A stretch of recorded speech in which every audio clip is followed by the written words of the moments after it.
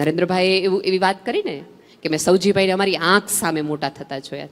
ત્યારે મને એક વાક્ય બહુ એવું લાગ્યું હતું કે એક વડાપ્રધાન એવું કે મેં આંખ સામે મોટા થતા જોયા, પણ હું અહીંથી જોઉં છું ને તો સૌજીભાઈને કેટલા લોકોના હૃદયમાં હું મોટા થતા જોઉં છું.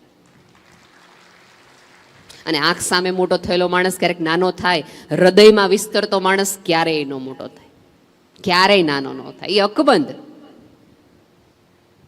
ચોકમાં પ્રતિમાઓ મુકાવો ને તો એના ઉપર કબૂતરો બેસે. અહીંયા બનાવેલી પ્રતિમા તો અખંડ રહી, સવાલ જ નથી. એમણે એવું કીધું ને કે આ પૃથ્વી ઉપરથી તમે જાઓ તો તમારા કર્મો તમારી સાથે આવે, તમારો આત્મા તમારી સામે આવે. તો આત્મામાં સુંદર વસ્તુઓ રાખો, સુંદર સ્મૃતિઓ રાખો, વિચારો રાખો, વાતો રાખો. અને હવે તો તમે માની જ લેજો કે આપણી રિટર્ન ટિકિટ નજીક જ છે, વેઇટિંગ લિસ્ટમાં આપણે બધા છીએ, અહીંયા બેઠા છે. ક્યારે વારો આવે એની જ રાહ જોવાની છે. તો બેસ્ટ જેવું જીવો, જ્યારે જીવો ત્યારે એવું જીવો કે જતી વખતે તમારા ગયાનો અફસોસ કોકને હોય, યાર આ માણસ વયો ગયો.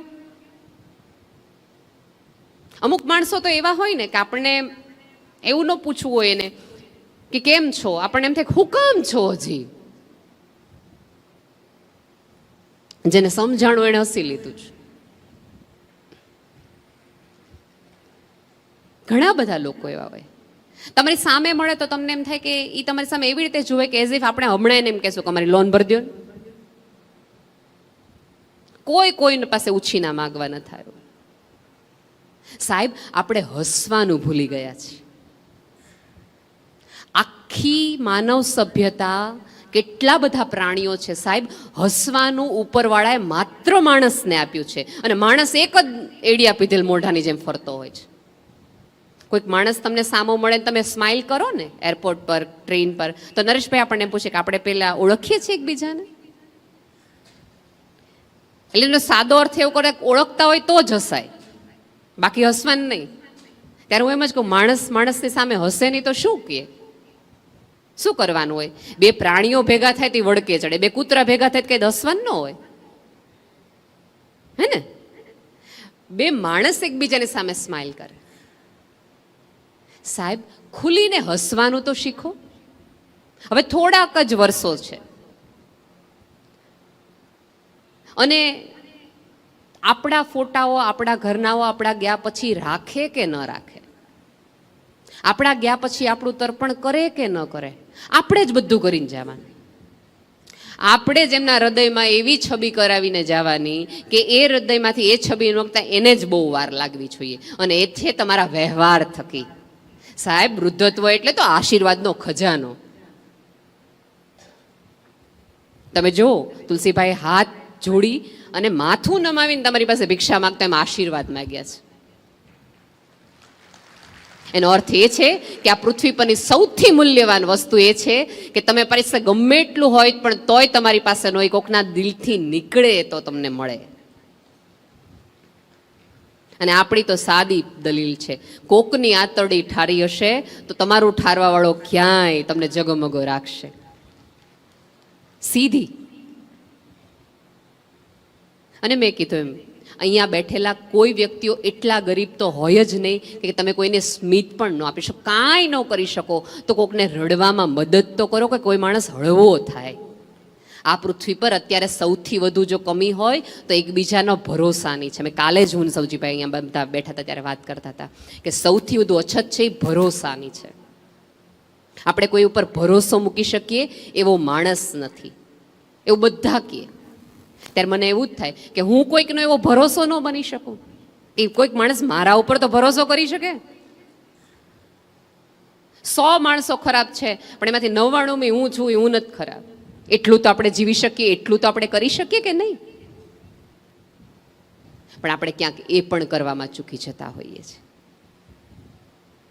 સવારે જાઓ તો 100% તમને બંનેને સાથે બેસાડવાનું કારણ એ છે કે તમે ભૂલી ન જાઓ કે હવે તમારી પાસે સાથના બહુ એટલા બધા સમય નથી. જ્યારે પણ રાત્રે સૂવો ત્યારે એકબીજાના માથે હાથ ફેરવીને સૂવો, કારણ કે કાલ સવારે એ આંખ એ તમારા પાસે નહીં કાકા, પોતાને પત્નીને એમણે એમના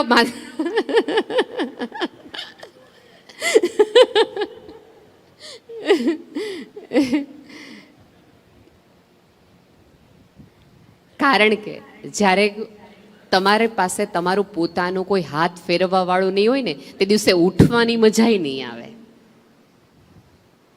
રાત્રે તમે અડધી રાત્રે સહેજ 2 વાર પડખા ફરો અને એક અવાજ આવે કે નથી ઊંઘ આવતી, તે દી મૂંઝારો.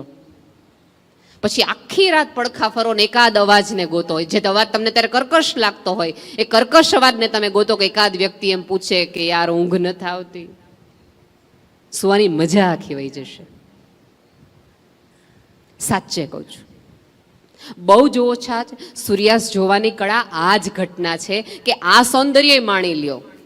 કેમ કે ઉપરવાળાએ એ જ આપણને આમ જોવો તો પ્રકૃતિએ આજુબાજુ જ લેસન મૂક્યા છે કે જેટલું વંદન તમે આને કરો છો એટલી સુંદરતાથી આને પ્રગાઢતાથી જુઓ. આખું આકાશ રંગીન હોય, એનો અર્થ એમ છે કે હું જતા તરફ હોય ત્યારે મારે મારું આજુબાજુનું બધું રંગીન કરીને જવાનું છે.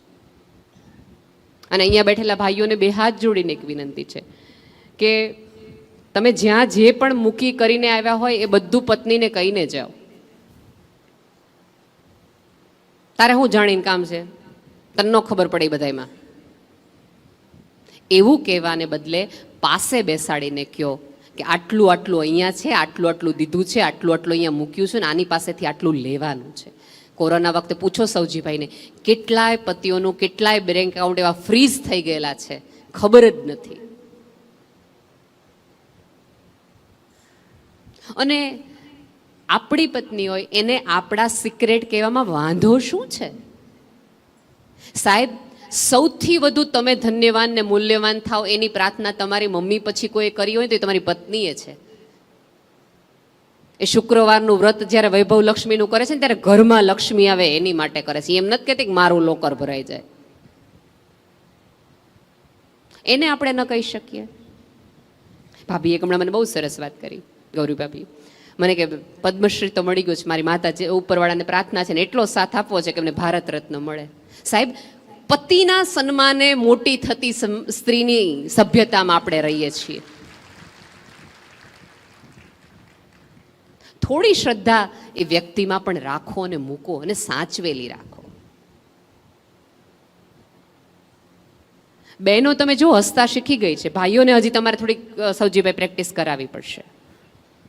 એટલે 2 દિવસની તમે એક એવી જાત્રા કરજો જેમાં ભાઈઓ જોઈએ અને ભાઈઓને શીખવો કે તમારે જેવું હળવું કેવી રીતે રહેવાય. તકલીફ છે ભાઈઓમાં. એવું થયું છે કે જીવન આખી જવાબદારીના બોજ નીચે ખભા એટલા બધા નમી ગયા છે, એટલા બધા નમી ગયા છે. કાલ જોતો તું દાંડિયા રસ લેતી વખતે બિચારા સ્માઇલ નહોતા કરી શકતા હતા. ખરેખર ઈચ્છા બહુ થતી હતી ઘડવા થઈ જઈએ, ખુલ્લું મૂકી દઈએ, જતું કરી દઈએ. પણ ઓલું નાનપણથી જવાબદારીનો બોજ ખભા ઉપર એટલો બધો મોટો થઈ ગયો છે. કારણ કે પુરુષનું હૃદય એવું છે, કારણ કે શેરિંગ એને શીખ્યું નથી, કોઈને કાંઈ કહેવાનું નથી.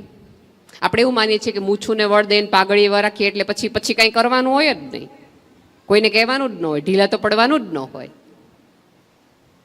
ના, આ પૃથ્વી પર જે લોકો હળવા નિરાતવાળા સરળ રહ્યા છે ને એ જ ટકી